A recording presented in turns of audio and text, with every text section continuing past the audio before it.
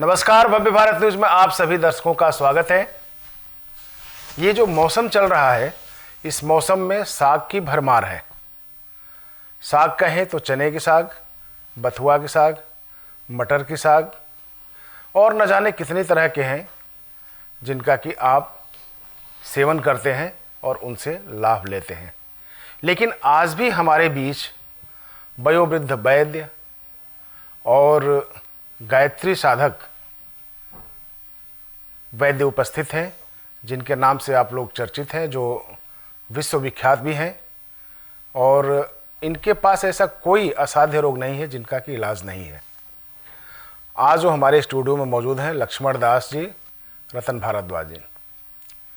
इनसे हम बात करेंगे कि कौन सा साग किस रोग में फ़ायदा आता है और किस साग का सेवन किनके साथ करना चाहिए और किसका साथ सेवन नहीं करना चाहिए। आपका स्टूडियो में बहुत बहुत स्वागत है बाबा जी। नमस्कार।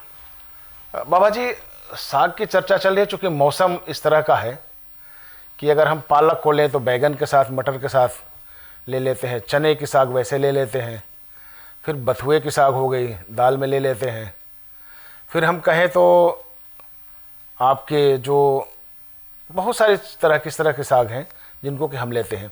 तो आज आप हमारे दर्शकों को साग के लिए बताएंगे कि कौन सा साग कब लेना चाहिए और किसका तासीर जो है वो किसी और के साथ ठीक नहीं बैठता। देखिए, ऐसे साग तो सभी ठीक हैं, परंतु सबसे उत्तम जो साग है वो राई का है। राई का? सर्दियों में खांसी बहुत ज़्यादा होती ठंड लगने से,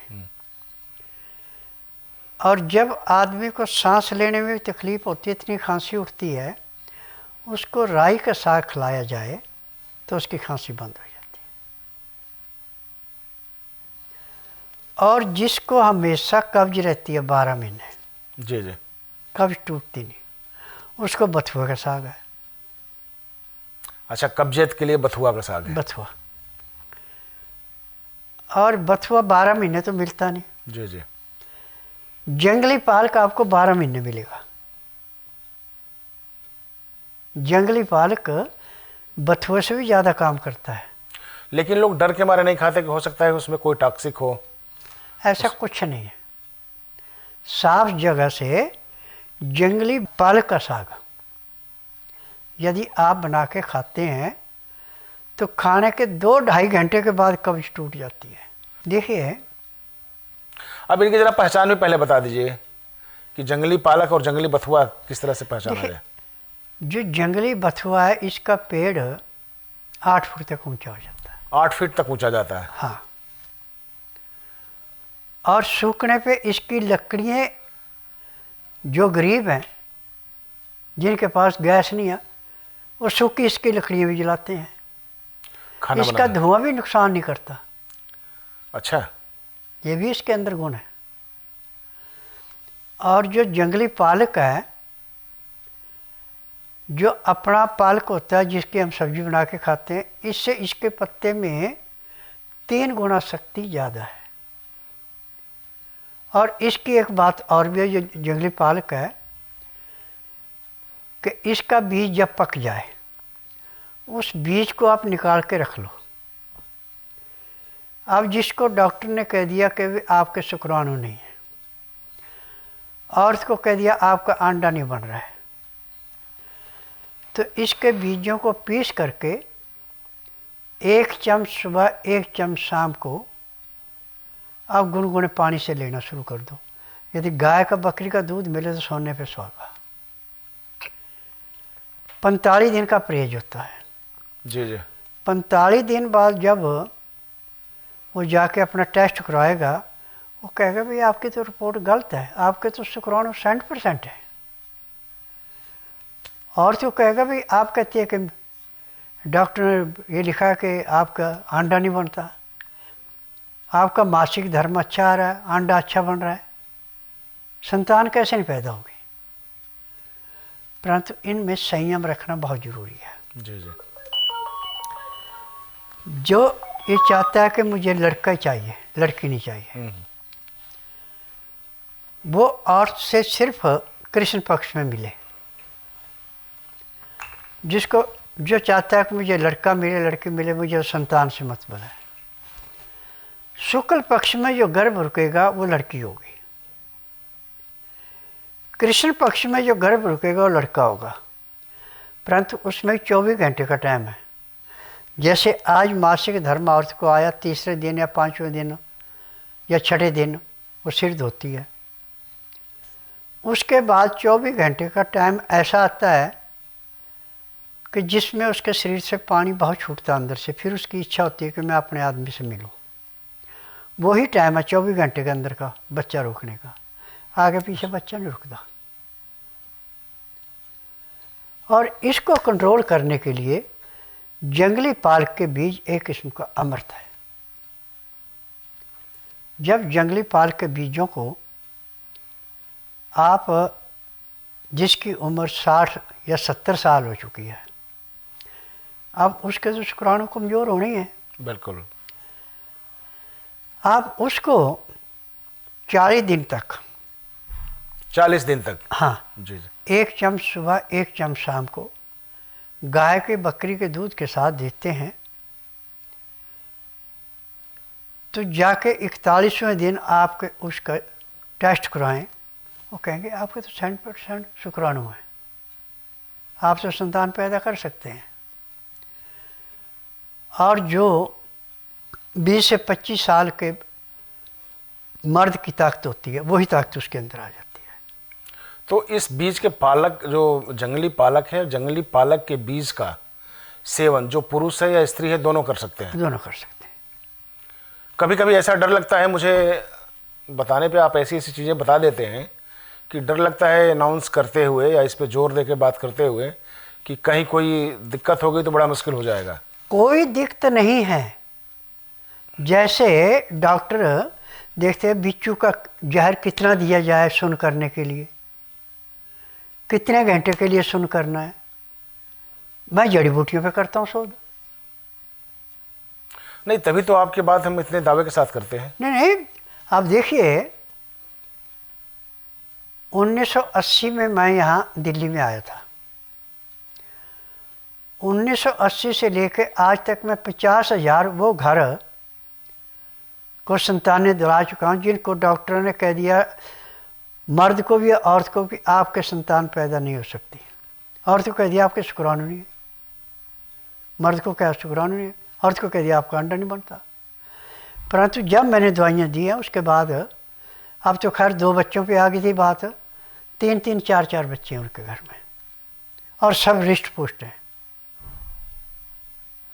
और टीवी के माध्यम से पहले तो इतना प्रचार नहीं था। जी जी। अब तो प्रचार में भी आप देखेंगे जिसको 14-14, 15-15, 20-20 साल हो गए शादी हुए, संतान नहीं थी, सब जगह धक्के खा के यहाँ आए, आज उनके घर संतान नहीं है। बाबा जी, बथुआ के लिए लोग जानते थे कि बथुआ आयरन के लिए उपयुक्त है। आयरन तो बथुए के अंदर बहुत ज़्यादा है, लेकिन आपने जो ये गुण बताया है इसका कि नहीं, ये शुक्राणु को क्रिएट करने में भी इसकी अहम भूमिका है, तो ये बहुत बड़ी चीज हो जाती है। हर एक चीज का अपना अलग अलग प्रभाव है। जी जी। इसकी जड़ के अंदर गुण लग गए, पत्तों में लग गए, बीज में लग गए। अपना जो पालक है इसके बीज में कांटे होते हैं। बिल्कुल। जंगली पालक के अंदर कांटे नहीं होते, कोई कांटा नहीं होता। अच्छा, जो हम साग खाते हैं पालक का, उसके बीज में कांटे होते हैं। हाँ, लेकिन जो जंगली बथुआ है उसमें कांटे नहीं होते। कांटे नहीं होते। तो उसकी साइज क्या होती होगी और किस तरह के पत्ते उसके हैं? पत्ते इसी जैसे होते हैं, परंतु इसके पत्ते से उसका पत्ता बड़ा होता है, चौड़ा होता है। हाँ, मोटाई में भी ज़्यादा होता है और गुण भी उसके अंदर ज़्यादा है। और पेड़ की साइज अगर देखें तो पेड़ लगभग 1.5 से 2 फुट तक हो जाता है। अच्छा, इतना बड़ा हो सकता है भाई? हाँ। अब देखिए, जंगलों में जब मैं जाता था तो वहाँ से 2 फुट तक का पेड़ मैंने देखा हुआ है, और उसके पत्ते लाके जब मैं अन्न खाता था तो पत्तों को बारीक काटा, आटे के अंदर मिलाए, रोटी बना के खाया करते थे। तो रोटी खाने के 2.5-3 घंटे के बाद पेट साफ हो जाता था। अच्छा। और आप ये देखेंगे जो आपके खेत हैं, यहाँ पानी लगता है, उनमें ऑटोमेटिक उग जाता है। उग जाते हैं, बिल्कुल, बथुआ और ये दोनों उग जाते हैं हमें। हाँ। अब इसमें बथुआ जो हमारा हम सब्जी बनाते हैं, एक सफ़ेद रंग का एक लाल रंग का है। लाल रंग वाले बथुआ में कीड़ा बड़ी जल्दी पड़ जाता है। अच्छा, इस बात का ध्यान रखना। हाँ, वो सूख जाता है जल्दी। नहीं नहीं, उसमें एक कीड़ा लगता है, वो लाल रंग का ही होता है, वो पत्ते में पता नहीं लगता। अच्छा, तोड़ के ले आते हैं तो उसको पहले देखना चाहिए, जिसका पत्ता छिद्दा हो चुका है उसमें कीड़ा है। जब उस पत्ते को ऐसे उल्टा करके देखेंगे तो उसमें अंदर कीड़ा मिलेगा, अच्छा, वो नहीं खाना। जहाँ से भी आपने बथुआ लेना है वो पहले देख लो। बल्कि अच्छा है कि जहाँ आपने यदि बथुआ लगा भी रखा है तो नीम के पत्ते, गुड़, सरसों की खल पीस करके, गाय का गोबर, ये चीज़ें जैसे सारी चीज़ें हमने इकट्ठी करके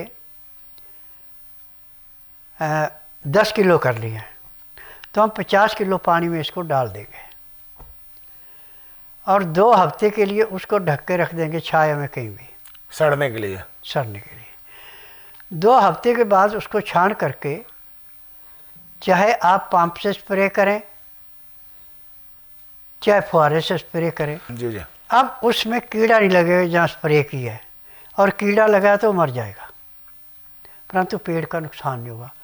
पेड़ जो आप ये खाद्य देते हैं यूरिया वगैरह, इनसे ज़्यादा ग्रोथ उसके अंदर होती है। जब इस ढंग से आप उसको उगाएंगे तो जहाँ पे इसकी 2 कांटे लेते हैं तो इसकी 4 कांटे हो जाती है। सफ़ेद बथुआ के बारे में आप बता रहे थे। सफ़ेद बथुआ में कीड़ा कम लगता है, लाल बथुआ में कीड़ा ज़्यादा लगता नहीं, उसकी प्रजाति अलग है या इससे मिलता जुलता है? सफ़ेद क्यों रंग उसका होता है? जो सफ़ेद वाला है वो तो आपको हल्का हरे रंग का मिलेगा, जी जी। और जो लाल है वो आपको बैंगनी रंग का मिलेगा। उसकी डंडी भी ऐसी होगी, पत्ता भी वैसा होगा, परंतु उसमें पता नहीं कुदरत की क्या देन है कि उसमें कीड़ा बड़ी जल्दी लगता है। अच्छा। अब 2008 में पूसा से लाया था बीज इसका, लाल वाले का। जी जी। तो उगने के हफ्ते के बाद, मार्च का महीना था, उसमें लगभग 6 से 7 इंच था वो, और कोपल जब नरम होती है तो उसकी टहनी को तोड़ लेते हैं हाथ से। बिल्कुल, ताकि वो फैल जाए। और हाँ, अरे क्या करके जब उनको देखा तो उसमें कीड़ा लगा हुआ। ओह। तो फिर मैंने जो रखा हुआ था मजदूर, उसको कहा कि भैया देखिए ऐसे ऐसे करो, अब ये काट लिया, अब दोबारा जब आएगा तो इसमें कीड़ा नहीं लगेगा। तो नीम के पत्ते, कनेर के पत्ते, पीली कनेर जो होती है, पीपल के पत्ते, ये तीनों पत्ते डलवाए किलो किलो। नीम, कनेर, पीपल और पीपल के पत्ते, ये पीस करके हाँ, ये डलवा दिया पानी के अंदर। खाद के रूप में आपने इसको हाँ, 40 दिन जो 10 किलो गाय का गोबर डाल दिया, 5 किलो उसमें गुड़ डाल दिया, और 1 किलो सरसों की खल पीस के डाल दी। फिर ड्रम के अंदर उसको रख दिया, ढक्कन लगा दिया। 15 दिन के बाद उसमें झाग आई थी अच्छी, बिल्कुल अच्छी तरह का करके, फिर कपड़े से छान करके फिर उसकी स्प्रे करवाई। अब वो मई तक चला बथुआ। अच्छा। और उसमें कीड़ा नहीं लगा, और सब्जी भी बड़ी टेस्टी बनी, और खाने में भी कोई किसी किस्म का नुकसान नहीं हुआ। सफ़ेद वाले से दस्त ज़्यादा लगते थे, अच्छा अच्छा, उससे दस्त नहीं लगे। बहुत अच्छी बात है। हाँ। अब हम चलते हैं, अब हम चने पे जरा आ जाएं। चने चने के पौधे को तो सभी जानते हैं, जिससे चना होता है, दाल बनती है और एक पौष्टिक खाद्य पदार्थों में आता है, दाल के रूप में भी इस्तेमाल किया जाता है। लेकिन चने का जो साग है वो किस काम में आता है, आप इसके बारे में प्रकाश डालें। देखिए, चने के पत्तों के डांठल तोड़े जाते हैं, इसके पत्ते नहीं तोड़ते हैं, डंठल तोड़े जाते डांठल। और इसके अंदर में जो मटर होता है, एक चपटा होता है, हैं। उसकी बेलें होती हैं, वो बेले काट के चने के उसमें मिला दें। और इसमें यहाँ तरा बोलते हैं, हमारे तारा मीरा बोलते हैं वहाँ। अच्छा, चना चना और मटर के जो साग होती है वो भी, और इसमें तरे के पत्ते मिला दिए जाते हैं बीच में। अच्छा। इसकी सब्जी मिलाने से 3 फायदे होते थे। पेट तो साफ होता था, आँखों की ज्योति के लिए सबसे ज़्यादा ताकतवर है। चने की और मटर के साग अगर हम मिला के बनाएं उसके साथ जब तरे के पत्ते मिलाते हैं, तरे मतलब नहीं समझ पाए अभी हमारे तारा दर्शक। मीरा होता है, इसको यहाँ तरा बोलते हैं। हाँ। जैसे सरसों होती है ऐसे इसका पेड़ होता है, इसकी फली मोटी लगती है, दाना भी इसका मोटा होता है। और यदि इसका दाना चबाएं भी तो जैसे राई का तिरमराट होता है, ऐसे इसमें भी तिरमराट है। अच्छा। और ये पशुओं को, जिनको वायु ज़्यादा होता है पशु को, जी जी जी। उसको ये चटाया जाता है पीस करके। तो वायु को चूसने का सबसे बड़ा तरह है। और हो सकता है कि हमें पता हो, हमारे दर्शकों को भी पता हो, लेकिन नाम से थोड़ा सा कंफ्यूजन इसमें आ रही है। देखिए, तो हिमाचल में, पंजाब में तो इसको तारा मीरा बोलते हैं। यहाँ की भाषा में जब मैंने एक किया तो तरा बोलते हैं। आप ये बताइए, हिमाचल और पंजाब वाले तो समझ जाएंगे, हाँ। ये यूपी मध्य प्रदेश वाले कैसे देखिए, समझेंगे, या महाराष्ट्र वाले कैसे नहीं समझेंगे? नहीं, मैं उसी की बात से ध्यान रहेगा। सरसों का पेड़ लंबा होता है, ऊंचा काफ़ी होता है। बिल्कुल। हाँ। तरे का जो पेड़ है ये 1.5 फुट से ऊपर नहीं होता। मतलब सरसों सरसों जैसा होता है? होता सरसों जैसा ही है, पत्ता थोड़ा भिन्न होता है। सरसों का छोटा पत्ता होता है, इसका बड़ा पत्ता होता है। अच्छा।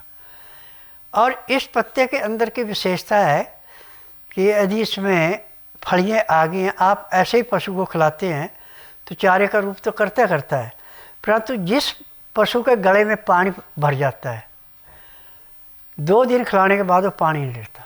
बीज कैसा काला होता है क्या? ना, बीज थोड़ा सा सरसों का काला होता है, इसका थोड़ा सा लाल रंग का होता है। अच्छा। ये इसके बीज का है। और सरसों से मोटा दाना होता है इसका। अच्छा अच्छा अच्छा। अभी आपने जब शुरू में जब बात की थी तो जो फायदे बताए थे सरसों के, राई के पत्ते का, तो क्या सरसों और राई का अलग अलग होता है क्या? हाँ, राई जो है सबसे बारीक दाना है इनमें। राई सबसे बारीक दाना होती है। हाँ। सर बिल्कुल। और इसको पीस के जैसे कांजी बनाते हैं, कोई चीज़ बनाते हैं, ऐसे ही है।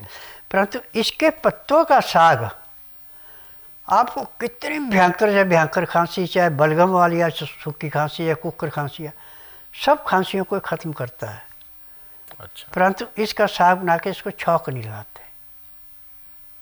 बाकी सागों में छौंक वगैरह लगा देते हैं, राई के साग में छौंक नहीं लगाना कभी भी। और राई का साग जैसे आपने 1 कटोरी खा लिया है और रात को जो ठों ठों करता रहता था, थूकता रहता था, वो सारी रात बिल्कुल आराम से सोएगा, उसको खांसी नहीं उठेगी। और सुबह पेट भी उसका बड़ा अच्छा साफ होगा। ये राई के अंदर के गुण है। और सरसों के साग अगर हम इस्तेमाल करें तो? सरसों के साग के साथ इसको लेते हैं, खैर फर्क तो उससे भी पड़ता है। पहले पहचान क्या है सरसों और राई के पत्तों में, पहचान क्या है? राई का पत्ता जो है हमेशा छिद्दा होता है, फैला होता है। नहीं नहीं, जैसे किनारे किनारे होते हैं ऐसे कटे हुए। अच्छा, कटे होते हैं राई के। हाँ। और सरसों का जो पत्ता है वो ऐसे सीधा ही होता है, वो नहीं है। सरसों का पत्ता बड़ा होता है, राई का छोटा होता है। अच्छा। और राई के लिए अब ऐसे तो खैर लग भी बीजते हैं, इसको जहाँ पे मसूर की दाल बीजेंगे वहाँ पे बीच में इसके थोड़ी दाने घेर देते हैं, तो वहाँ पे बड़ी जल्दी चलता है ये राई के। और नुकसान भी कोई नहीं होता। अब मसूर की दाल तो लेट पकेगी, राई पहले पक जाती है। अच्छा। इसको काट करके फिर हफ्ता 10 दिन तो इसको ऐसे रखना पड़ता है। फिर जब ये सूख जाती है तो गाढ़ हो जाता है, फिर इसको झाड़ करके इसके बीजों को सुखा करके सिर्फ सब्जियों में, दालों में टेस्ट के लिए डालते हैं।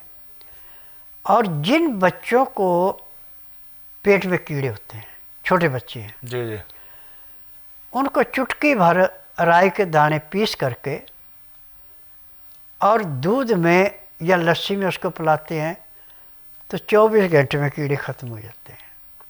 और ऐसे में छोटा बच्चा है, उसको राई के 10-12 दाने पीस करके हफ्ते में 3 बार दूध के साथ चाहे लस्सी के साथ दे दें तो उसको पेट की समस्या नहीं होगी कोई भी।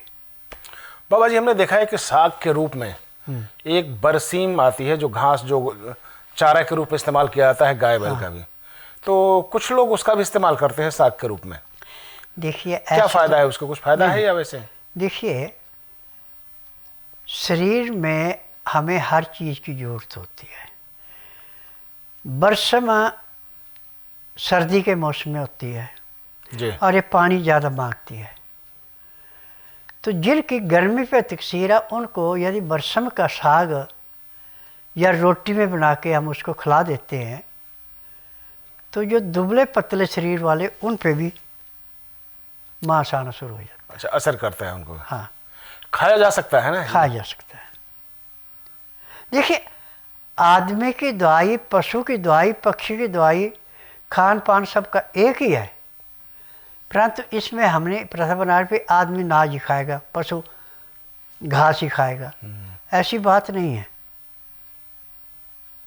अच्छा, अब घास की बात आ गई तो उस पर भी एक लाइन ले ही लेते हैं। हाँ, कि अगर हम जैसे दूब का इस्तेमाल करें या चाहे दूब के साथ जो लंबे लंबे जो घास जब जम जाते हैं तो क्या उनका भी इस्तेमाल आयुर्वेद भी किया जा सकता है? देखिए, ध्रुव घास सबसे उत्तम घास मानी गई है।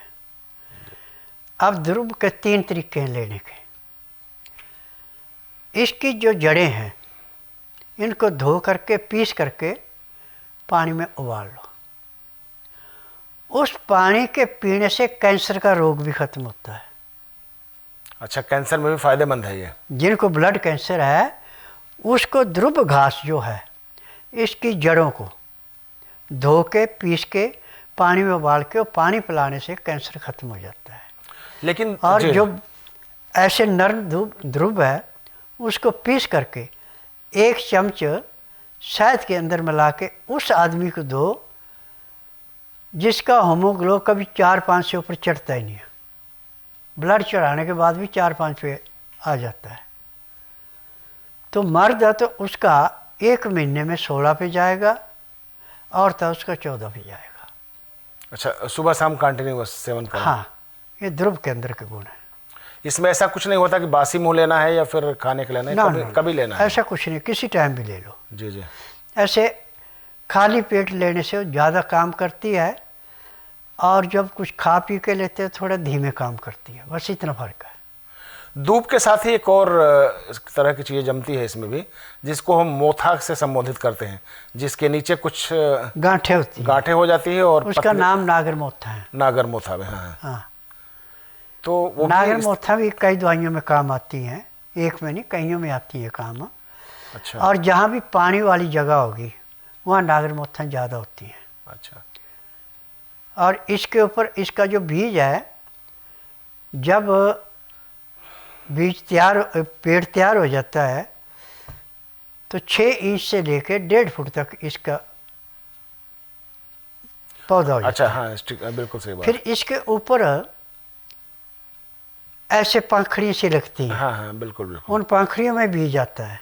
बिल्कुल। ये बीज जहाँ गिरेगा वहीं वो तैयार हो जाएगा। और इसकी एक बड़ी विशेषता यह है कि जहाँ खाली जगह वहाँ तो बहुत ज़्यादा होती हैं, निकलना ही निकलना है उसे। हाँ, जहाँ खेती बाड़ी कर रहे हैं वहाँ तो गुडाई करके उसको निकाल देते हैं। बिल्कुल। हाँ, और इसकी जड़ें सबसे ज़्यादा काम करती है जड़ी बूटियों में। और जो आप हवन करेंगे या किसी चीज़ करें उसमें नागर मोथें जरूर डालनी ही पड़ती हैं, बच और नागर मोथा। क्या इसका क्या सिद्धांत है हवन से? ये राहु, केतु और शनि, अच्छा, इसके प्रभाव को ग्रहों को कम करता है वैसे भी। हाँ। अब आते हैं हम उसी से रिलेटेड धनिया के पत्ते पे। देखिए, अच्छा, पहले बताइए कि धनिया का क्या प्योर साग बनाया जा सकता है क्या? प्योर साग नहीं बनता धनिया का। नहीं बनाया जा सकता। चटनी बनती है। चटनी में भी अदरक, लहसुन, प्याज, अनारदाना, पुदीना, ये सारा कुछ डालते हैं। हाँ बिल्कुल बिल्कुल। और ऐसे जब किसी औरत के गर्भ रुकता है तो उसको उल्टियाँ आना शुरू होती है। वाकई आती है, उल्टी आती नहीं है। धनिए के पत्ते पीस करके और उसमें 3 दाने काली मिर्च मिला के, थोड़ा गुड़ मिला दो या शहद मिला दो और पानी में घोल के उसको पिला दो, उसको उबकाई नहीं आएगी। उसको बंद करने का। परंतु जब आपको हरा धनिया मिल रहा है तो सूखा धनिया पीस के उसकी चटनी बना के या उसको पानी में शरबत बना के उसमें काली मिर्च और थोड़ा गुड़ या शहद मिला के देते हैं तो उससे भी उबकाई खत्म हो जाती है। कुछ लोग बताते हैं बाबा जी कि आँखों में जो यहाँ पे दाग पड़ने लगते हैं गेहूं के बराबर, तो उसमें भी इसका काम आता है, यानी कोलेस्ट्रॉल जो बढ़ जाता है शायद उसमें भी? उसमें ये इतना काम नहीं करता। उसके लिए सबसे अच्छा है कि अदरक लाएं ताज़ी, गिली अच्छी होनी चाहिए। रात को उसको पीस करके जैसे मक्खन होता है ऐसे मुलायम लाना है। जी जी। और सोती दफ़ा आंखें बंद करके उस पर लेप कर लें जैसे क्रीम का करते हैं। एक तो नींद भी बड़ी अच्छी आएगी। और सुबह गुनगुने पानी से जब उसको धोएंगे तो दाग, धब्बे, कील, मुहासे, झाइयाँ सब खत्म हो जाती हैं। तो उसमें जिनके आँख में यहाँ पे अगर मटर के बराबर या गेहूं के बराबर जो धब्बे होते हैं उनको यहाँ पे लगाने की आप एडवाइस करते हैं, सलाह देते हैं? हाँ, परंतु उसके लिए सबसे अच्छा क्या है, कील है, मुहासा है, तो इसके लिए अमरबेल पेड़ के ऊपर से उतार के आपको पीसने की जरूरत नहीं है। हाथ में 2-3 टुकड़े ऐसे छोटे करके और ऐसे रख लो आंखें बंद करके ऐसे, ये वो ख़त्म हो गया। अब आपको दाद है कहीं पे, जी जी, अब उसमें भी आप अमरबेल का रस लगाते हैं या पीस के लेप करते हैं तो वहीं के वहीं दाद खत्म हो जाता है। डॉक्टर बताते हैं कि ये जो यहाँ पे दाने जैसा नहीं, मतलब गेहूं जैसा जो पड़ जाता है दोनों तरफ यहाँ पे, हाँ, तो वो कोलेस्ट्रॉल बढ़ने की निशानी होती है। देखो डॉक्टरों की अपनी हिस्ट्री है, वो तो जो मर्जी कहे। मैं तो जिसको भी ऐसा मिलता है उसको सीधा ही कहता हूँ भाई जाओ अमरबेल को घिस के लगा लो। यदि वो नहीं लगानी तो अदरक पीस के मक्खन जैसा मुलायम बना के उसका रात को लेप करके सो जाओ। 8 दिन बाद आना, फिर बताना कहाँ पे है। अच्छा, 8 दिन से ज़्यादा का काम नहीं है। और अदरक का रस यदि आँख में भी चले जाए तो कोई नुकसान नहीं है, उससे ज्योति बढ़ती है। हाँ वही था कि अगर आँख में लगती है तो फिर दिक्कत हो जाती है, ज्योति बढ़ती है। जी जी। तो चलिए दर्शकों, ये रही साग के बारे में जानकारी, जो मौसमी चीज़ें हैं। और एक अजीब जानकारी मिली है कि जो जंगली सागें हैं, इन सागों का एक और रूप होता है जंगली, तो उनका भी जिस तरह से बाबा जी ने इस्तेमाल बताया है वो काबिल तारीफ़ है। और इसको बताया तो है, लेकिन अगर इसको किसी वैद्य की जानकारी में अगर आप लें, उनको दिखा के लें, तो ये मैं आपको एडवाइस करूँगा कि ज़्यादा बेहतर होगा। तो आप लोग देख रहे हैं, प्रोग्राम अच्छा लग रहा है, कमेंट भी कर रहे हैं, वो सब आ रहा है और उस पर जवाब भी देने की कोशिश की जा रही है। वैद्य बड़ा संभल के प्रैक्टिस करता है और जड़ी बूटियों को खोज के निकालता है और ये उसी तक सीमित रह जाती है। लेकिन आप जो हैं, आप उन सारी चीज़ों पर डिस्कशन करते हैं, बड़े ही सलीके से बताते हैं, ताकि गांव से लेकर शहर तक एक एक बच्चा भी इन चीज़ों को समझे और कभी अगर देहात में जाए तो इन चीज़ों को रिसर्च करे कि भाई ये क्या चीज़ है और इसका हम कैसे इस्तेमाल करें। यही भारत की खूबसूरती है, भारत के आध्यात्म की खूबसूरती है और भारत की जो वैदिकी है, आयुर्वेद है, उसकी खूबसूरती है। तो आप इन चीज़ों को अपनाइए। अगर ये वीडियो अच्छी लग रही है आप लोगों को तो आप ज़्यादा से ज़्यादा फॉरवर्ड करें, शेयर करें, ताकि और अधिक लोग देख सकें।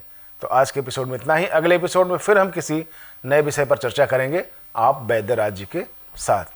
तो आप लोगों को बहुत बहुत धन्यवाद। बाबा जी आपको भी बहुत बहुत धन्यवाद।